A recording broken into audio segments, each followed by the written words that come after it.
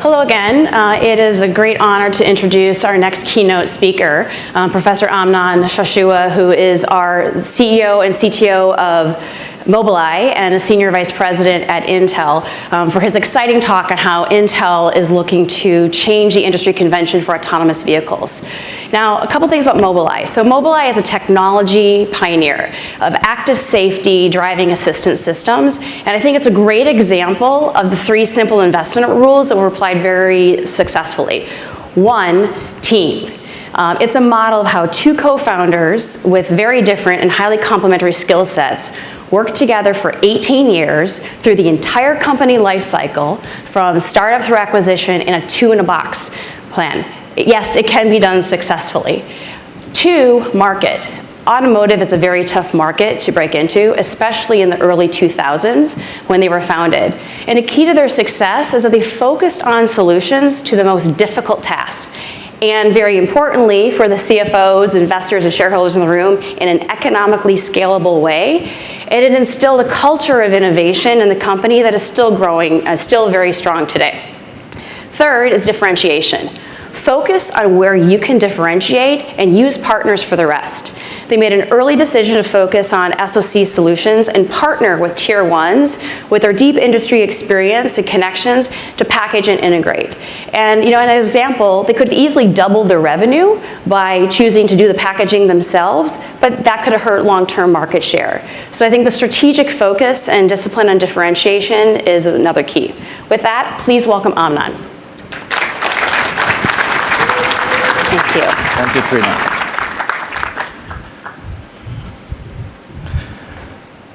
Thank you, Trina. So I'll focus today about the status of our development of autonomous cars, and I would like to focus on what sets us apart, what is unique, what is different in what we're doing compared to what you may know about the development of autonomous cars. The challenge is going from where we are today, and I call it a science project. There are a few dozens of cars per player, maybe a few hundreds.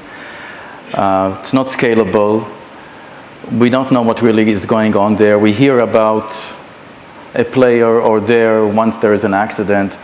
But it's a science project. How we go from a science project to something that can be manufactured at scale, millions of cars. I'll try to highlight a number of key areas and what we're doing in those areas in order to fill in the gap. But before I start, let's first focus on real human driving. So what I did here, we sent a drone, above my path to work. And very quickly, we see some interesting things. So let me show you this clip. So this is real human driving in Jerusalem, Israel. Now, if you can drive in Jerusalem, you can drive anywhere in the US. So let's have a look. So we see that the car is circled in red. He has to squeeze in, and has to assertively squeeze in. Nobody will Now, this poor car is not going to succeed in squeezing in. So you're going to see, we're going to fast forward this clip. And the guy does not squeeze. Nobody's letting him squeeze in, right? Now, while you're looking at this clip, imagine to yourself, is there any autonomous car today that can do these things? Here is this long truck. Now, this is a huge challenge. This truck is going to plan for minutes to squeeze in. Gradually, and we're fast forwarding the clip here, and relentlessly squeezing his way in until finally succeeds. Okay, so now think about the state of autonomous cars today, what you read in the media, how timid they are, defensive. Put them in this kind of environment, they simply get stuck and block traffic. Let's look at the last example, these 2 cars. And this happens, it's not so rare what you're going to see here. No accident, but you'll see in a moment what happens here. So. Now, there's no audio here, so you don't hear what they're saying to each other, right?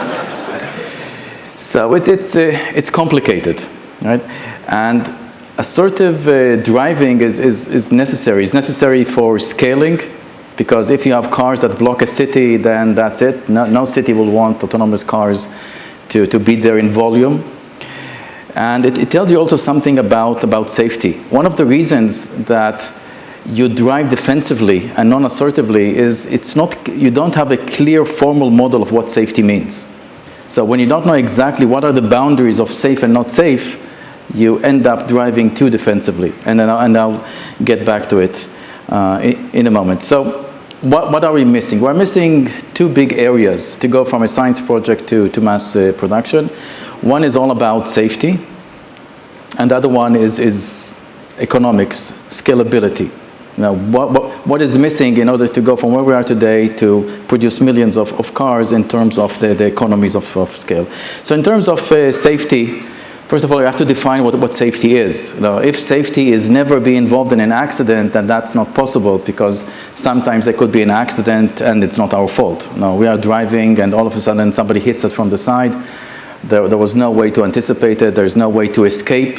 And we're involved in an accident. So safety cannot never be involved in an accident. So we have to define what safety is, and how do we guarantee it? Do we guarantee it statistically, that we'll go and say that autonomous cars are statistically better than humans? If so, how much statistically better? 1.1 times better, 2 times better, 10, 100,000? No, we have to say clearly, what do we mean by safety? How do we go and validate safety? So we simply collect mileage. This is what apparently is common in the field.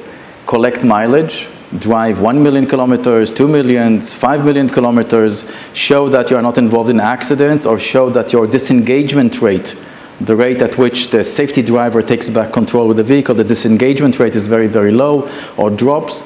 At some point you'll say the car is safe enough. Is that acceptable? I'll show you in a moment that it is not. How much data do we need if we're doing this kind of exercise? Is 5 million kilometers enough to say that I have a safe car? And is it possible to be assertive?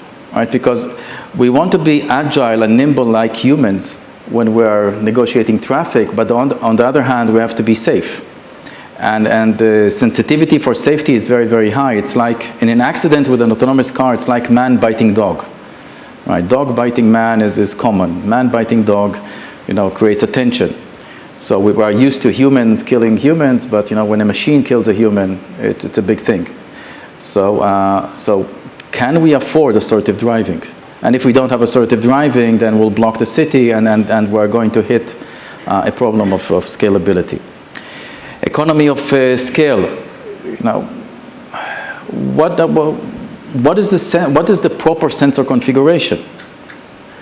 If we remove a camera or remove a LiDAR sensor from the car, are we unsafe anymore? What is the proper sensor configuration? How much computing power do we need? It also affects the economy of scale. In order to drive autonomously, you need high-definition maps. These are maps that are very, very detailed, not the navigation maps that we are all used to. Building these maps is a huge investment, and it doesn't scale. It's a lot of manual labor, specialized equipment to go and collect data for building the maps. Then there's the issue of how you update these maps to make sure that they reflect reality all the time. So this is a logistical problem that affects economy of scale. So all of these issues, if you don't have a proper resolution to them, you get stuck with a science project. You'll not move to mass production. And I will gradually show you what we are doing in this area, and then also show you what our test vehicle can do today. Okay, and that will connect you to the clips that you have seen before. So there's another point. Okay, we can be safe, but we might not be useful. So there is a trade-off between being useful and being safe. So we can be extremely safe by driving very, very defensively, very slow, very defensively, but we'll be useless. And if we are driving too defensively, we confuse other drivers, and they're going to hit us, even if it's their blame when they hit us. Society is not going to tolerate this too much, right? So we need to find a solution in which we are assertive, but safe on the other hand. So let's look at the problem of validation. So let's start with the fact that most computer scientists are aware of, that if we have an event that occurs at a probability p, and when we're talking about event, it's an accident, and we want to validate that we are capped by this probability p, then we need to collect the number of hours that we need to collect is 1 over p. So let's just get an idea of what we're talking about. The human statistics of a fatality per 1 hour of driving is 1 to a million, 10 to the power of minus 6. That's the probability of a fatality in 1 hour of driving. Now, we have to be much better than humans in order for society to accept autonomous cars. The rule of thumb is that you need to be 1,000 times better. Why 1,000 times better? The number of fatalities in the US is about 40,000. If we reduce this to 40, maybe society will accept it. If we reduce it to 400, I don't think that society will accept 400 people being killed by machines. Okay? So you have to be 1,000 times better. So we're talking about 10 to the power of minus 9 as a probability. 1 over p is 10 to the power of 9. So what this fact tells us, that you need to collect 10 to the power of 9 hours of driving. Let's assume that an hour of driving is about 30 miles. It's 30 billion miles. It's clearly unfeasible from a validation point of view. Now, when we're talking about event, what is an event? We're talking about a fatality per 1 hour of driving, and there are two sources of this kind of accident. One is a sensing mistake. There's a road user in front of me, let's say a car. My sensors missed that car, or I have wrong measurements on the vehicle, and I hit the car. So the accident is not because I made a wrong decision, it's because my sensors did not reflect reality properly. So that's one source of mistake. Another source of mistake is my perception is fine. I identified all the road users properly at the right measurements. Everything is fine from a perception point of view, but I made a bad judgment, like we normally do when we have accidents. I cut someone too aggressively, that person hit me, and there is an accident, and the accident is my fault. I made a bad judgment. So we want to say something about guarantees in this kinds of event. So when we're talking about sensing, in order to get away from this 10 to the power of 9, you need to create redundancy. So, and I call this true redundancy. True redundancy means that you create a comprehensive, complete solution using cameras, and then a complete solution for the major parts of the system using radars and LiDARs. And then you can show that instead of 1 over p, it's 1 over square root of p. So instead of billions of miles, you need only millions of miles for validation. So now it becomes feasible. But in order to get this feasibility, you need to create true redundancy. And I'll get back to this. When you're talking about actions, the driving policy, the planning and action, the decisions that we make when we negotiate and then when we actuate our negotiations, here there's no redundancy. So we'll need to collect 10 to the power of 9 hours of driving, and every change of the software we'll need to collect this again, clearly unfeasible. So this brings us to the point in which here the guarantees are not going to be data-driven. We need to build a model-based approach such that safety is not something that is statistically measured. Safety is something that we can provide guarantees.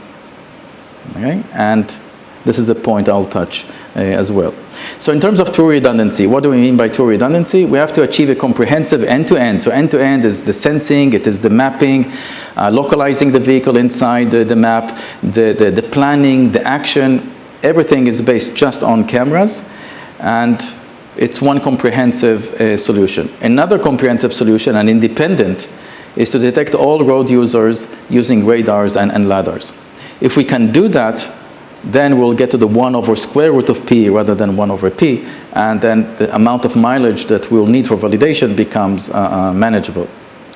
Then for the comfort of driving, not the safety, just for the comfort, we can use synergies between the sensors, kind of create fusions to create more comfort driving. But for the safety part, we need to really create independent systems. So one message here is the true redundancy. The message about validating the driving policy. So I mentioned that we have to have guarantees. So what we developed is a formal model that codifies the common sense of human driving. So what do I mean by that? today the traffic laws are comprehensive but not sufficient to what we need. So for example, let's assume that I cut someone. I change lane and I cut the path of another driver, another road user. That person hits me. So we'll go to court. I'll claim that person was inattentive. He should have seen me changing lane and slow down. He will claim that I was aggressive, I was reckless. Right? And then it's a matter of the court to decide who's to blame. Now we have juries, we have lawyers, we have judges, and the decision will be whatever the decision is. And this is something clearly we want to avoid. And the root of the problem is that no one has ever defined in a formal manner what dangerous situation is. Nobody defined in a formal manner that if you are in a dangerous situation, what is the proper response to get out of the dangerous situation? Once we make those definitions, we can then also define what it means to be blamed for an accident. And once we define in a formal manner what it means to be blamed for an accident, we can then guarantee that an autonomous car who perceives the environment correctly will never make a decision, will never take an action that will cause an accident. And this we can put it as a guarantee rather than as a data-driven result. And this is something that we published 6 months ago, and all this theory or definitions are embedded into our decision making. And here is a very useful point to make, is that beside this issue of safety guarantee, it also allows assertive driving. Because when you know exactly what does it mean in a formal manner to be in a dangerous situation, you know how far to push your assertive driving. When you don't have a formal model, you don't know how far to push your assertive driving, therefore you become non-assertive, you become too defensive. So having a formal model allows you to be assertive.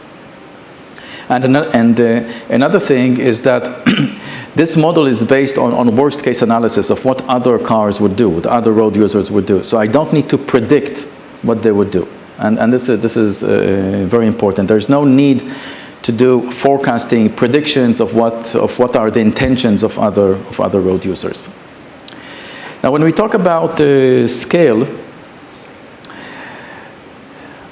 one element of economy of scale is high definition maps. So high definition maps are maps that contains all the details at accuracy of centimeters of where the lanes are, the semantic meanings of each lane, whether it's a curve, whether it's a solid line, what are the drivable paths, everything on the road except the road users, to very, very fine details at very, very high accuracy. And you need to somehow locate yourself into that map at the accuracy of centimeters. This is high definition map. Today it's manually built. There's a lot of manual labor building it. And we would like to find a way to automate it, completely automate it, and get it built and updated using crowdsourcing. This is one major achievement that we have been working on for the past 3 years, and I'll show you an example of it in a moment.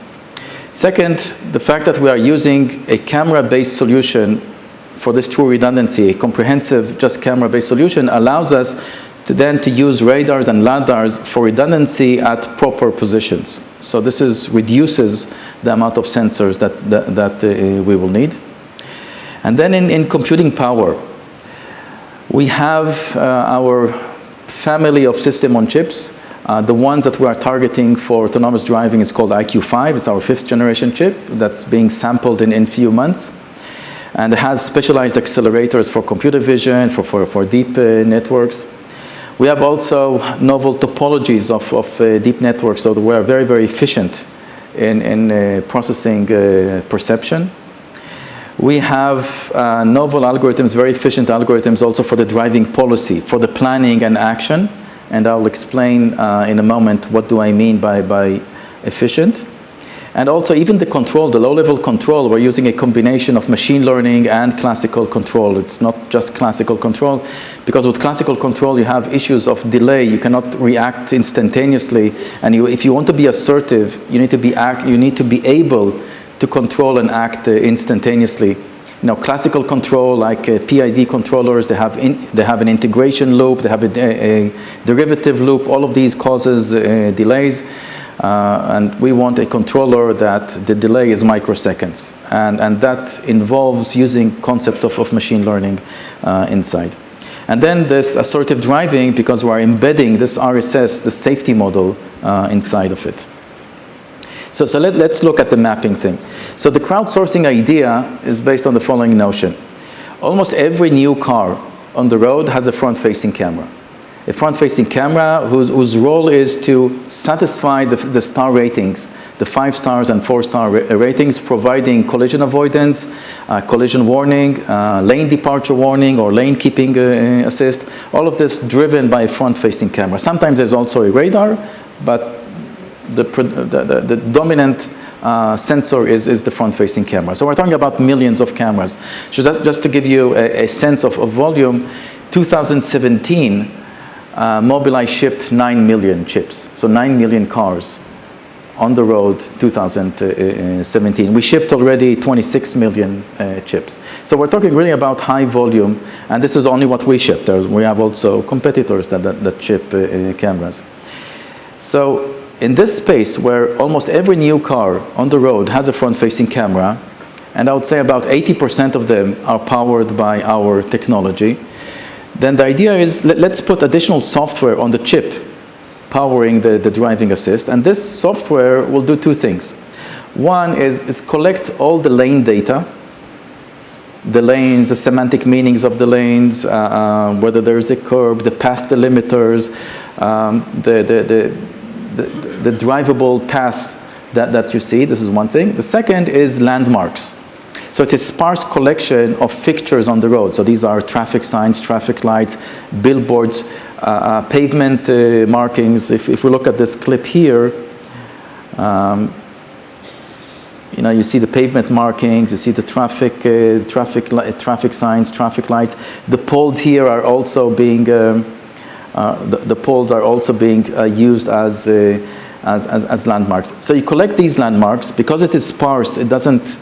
The bandwidth is small. We're talking about everything is packed into about 10 kilobytes per kilometer. So 10 kilobytes per kilometer, 100 kilometers is 1 megabyte.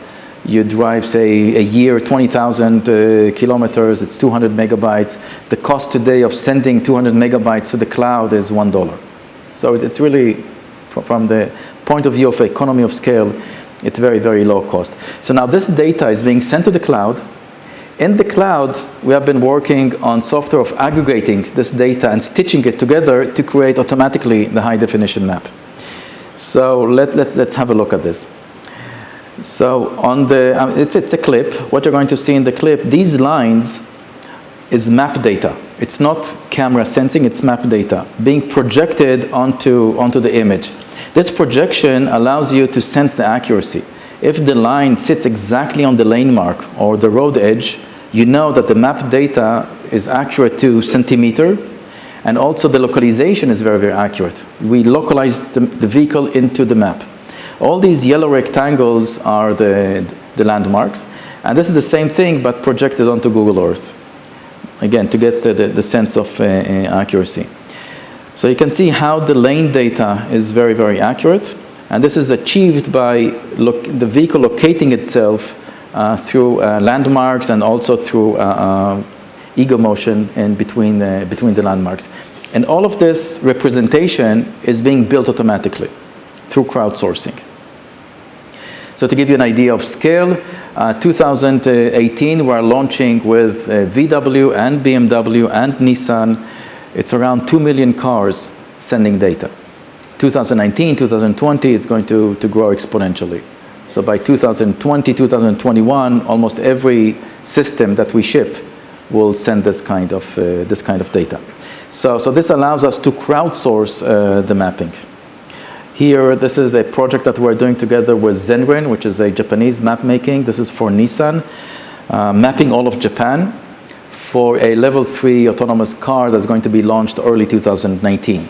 So it's just around the corner. All of Japan is being mapped using this technology. The last point I want to make is the driving policy, the actions that we make. And here, one of the reasons that in competing systems, you need so much computing power, so much computing density is because of this planning issue. Why is that? Because the generative approach, which is the dominant way of looking at things, first you predict what other road users are doing. And you use machine learning to predict, you try to predict what they're doing. Once you predict, you assign probability to every possible future. So you take all your road users and you expand into the future what they're about to do, all the possible trajectories that they can have, and you put a reward on each trajectory based on the fact that you predicted what they're going to do, and then you plan by choosing the best trajectory, the best action. So clearly this explodes exponentially over time and with the number of road users. There is a saying by Vladimir Vapnik. Vladimir Vapnik, I would say he's the father of machine learning. He is the one that introduced support vector machines in the early 90s. And he had the saying that, when you want to solve a problem, try not to solve a more difficult problem as an intermediate step. So predicting what other road users are doing is much more difficult than driving autonomously. Okay, it's basically impossible to predict what humans are going to do. Right? So the other way of looking at this is a discriminative approach. Basically, you want to decide what is your action without predicting, without using this generative model. And there are methodologies around there from the early 90s. Imitation learning, Q learning, deep Q learning, even the recent AlphaGo Zero by DeepMind, the Google DeepMind, is also using this kind of a discriminative approach. So what we have a system that is very heavy in terms of its training, requires huge amount of computing for training, but very light for making the decision. So all this predictive is being done during training, where during training, it's like playing a game where the machine plays against itself by creating all possible trajectories that cars can have and training a decision-making function. And that decision-making function is based on the state, the sensing state, just the position of other road users. Is predicting what the next action to do. And in order to make it work, we're using a semantic action space. So a semantic action space will allow us to have a very high signal-to-noise ratio to make every action meaningful. Because if your actions are geometric, accelerate or turn your steering wheel at such an angle, every action on itself is not really meaningful because you can do another action and not change really the future trajectory. But when your actions are semantic, every action is meaningful. So semantic action would be put me at the gap between those two vehicles, or give way to that vehicle, take way to that vehicle. So it's semantic decision makings, which what we do as humans. When you are driving and you have a teacher beside you, the teacher doesn't tell you now accelerate at 0.8 G, or now turn your steering wheel at 3 degrees. It'll tell you, you see that gap, go into that gap. Okay. So altogether, our driving policy, all the code for making planning and action is about 1% of the computing power needed for sensing. So it's very efficient. Okay. So I gave you the basics. Now I want to show you what we're doing. So the current autonomous vehicle setup that we have is only cameras. So in order to prove the true redundancy, we have to build, as I said before, a comprehensive solution, just cameras, and then later add the radars and lidars for redundancy. It's very lean. It's using 4 IQ4s. So IQ4 is the current generation in production. So 4 IQ4s is roughly half of an IQ5. Now in production, we're going to have either 3 IQ5s or 2 IQ5s and a Denverton and Atom chip.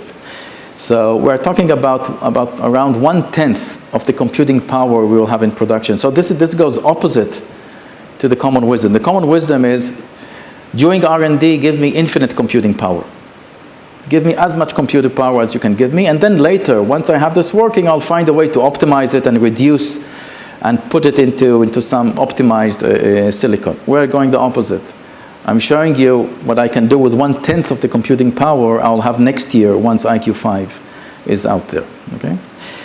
And therefore it is scalable, and also RSS is inside. So first let's look at, so from this point the lecture is going to be interesting, okay? So, but I had to give you the basics, otherwise it will be difficult to understand why I'm showing you what I'm showing you. So first let's look at the sensors and at the camera position. So I'll let this run and stop it here. So in terms of cameras, you have 3 cameras in the front. Those 3 cameras, it's called trifocal. It's in series production. So BMW and NIO and a few more are coming out, I think, in July timeframe with this system in mass production. So this is part of a series production. There's 3 cameras here. Then we have a rear camera. This camera here pointing this direction, and we have a camera here pointing in this direction, and then we have a rear camera. So altogether this gives us 8 cameras. You have these 2 on the other side gives us 4, 3 is 7, and this one is 8. And then we have parking cameras, 4 parking cameras to give us 12 cameras. So let us run this to completion so that you can get a sense of the camera setup. And you can see it's all concealed, so the vehicle looks like a normal vehicle.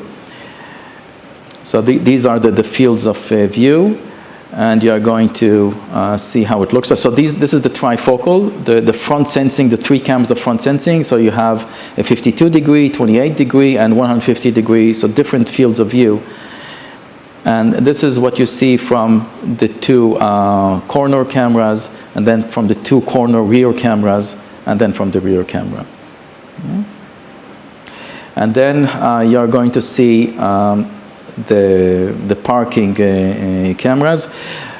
In production, perhaps instead of the parking cameras, you can use ultrasonic, but we claim that every car now today has parking cameras, so why not use it? Right? So this is the sensor configuration. So now let's look what our vehicle can do, and you should connect this to the clip that I showed you at the beginning. So at this location, we have a complicated merge into traffic. And remember, we are driving in Israel. So driving in Israel, if you're not assertive, stay at home. Nobody is going to give you any space. If you are hesitant, and there's another thing. If you are hesitant, people will honk the horn. If you are too aggressive, people will honk the horn. So one metric of success, can you drive a complete route without anybody honking the horn? The car itself doesn't have, it's not written on it, autonomous car or anything, because if we do that, people will drive us crazy. People will jump in front of the car and so forth. So the car just looks like any normal car, and nobody has even an inclination that this is an autonomous car. So let's look at this. I'll first run it and then highlight what you're going to see. So this is the front. This is the front image. This is the rear image. This is the rear side. Here you see the driver all the time. So let's run this. So in this merge, this lane is going to end. So if you are not assertive, you're going to get stuck. You're going to see that this lane ends. And now these are all the cars that the system is detecting. And you see how dense the traffic is. And no one is going to give the time of day. And you really need to push yourself in. And gradually, the autonomous car is going to succeed. It's going to go in front of this car here, which is the car that we see here, this one. There are going to be 2 maneuvers. I'll let it run, and then we'll go in more detail. And it got in, and you see this car had to slow down a bit. Just like in normal human squeezing in, the other car has to slow down. If you are not assuming that the car would slow down, you can never merge into traffic. So this is the first lane change. There is going to be another lane change. You notice that this lane is moving slower than the other lane. Later you'll notice that. Therefore, the autonomous car at some point will decide to change lane. And again, it's going to be dense and tricky. And so it's going to nudge its way and move. So now let's see what happened here. Let's look at the last one. Let's go back here, okay? So as we are moving, right, we look at this car here, right? So while we are changing lane, the car in front of us, right? So what the system has done, this car, it gave way to this car. So this car is aggressively cutting us, and the autonomous vehicle gave way to this car, and then it identified the gap.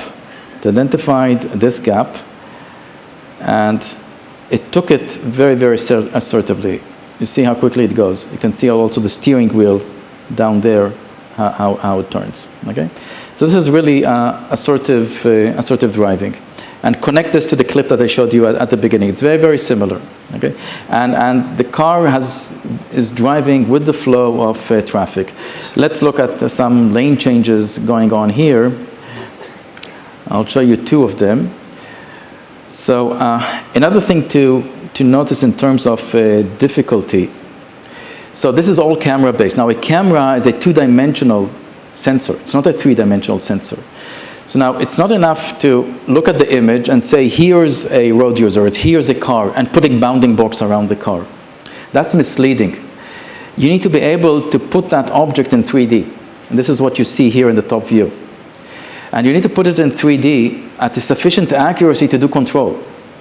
And this is very, very difficult. This is why nobody is showing you the kinds of things that I'm showing you, that with only cameras you can do control. It's not enough to detect in the image space. You need to be able to put it in 3D, and measurements here is very, very tricky. So okay, so now let's continue this. So at some point, it will identify this bus going very slowly, and it will start maneuvering to change lane. Okay, so now it's identifying that it's driving slowly. It's signaling. See, it's here on the lane, just like a human would do. So it's not, and then at the right and at the right time, it's cutting in. So let's do this in slow motion and see what's happening here. Right. So now at this point, it wants to change lane. So it's sitting on the edge. See, it's sitting on the lane, and this is the way humans do in order to signal to the car in the rear, I'm going to cut in, start slowing down. And you don't do it just you get in. You nudge and you stay there until the other guy gets the message. And if it doesn't get the message, then you yield and you try again. So what is the other guy? This car here is the one here. And we get in front of it, right? Get in front of it, and this car had to slow down. Okay. No, nobody honks the horn, but it's very, very natural. The last one, this one is really difficult. So here there's a traffic light. We're going left. There are a number of mergers here that makes this crossing quite difficult. But the difficult part, I'm going to it's going to appear a bit further out. This was a merge here.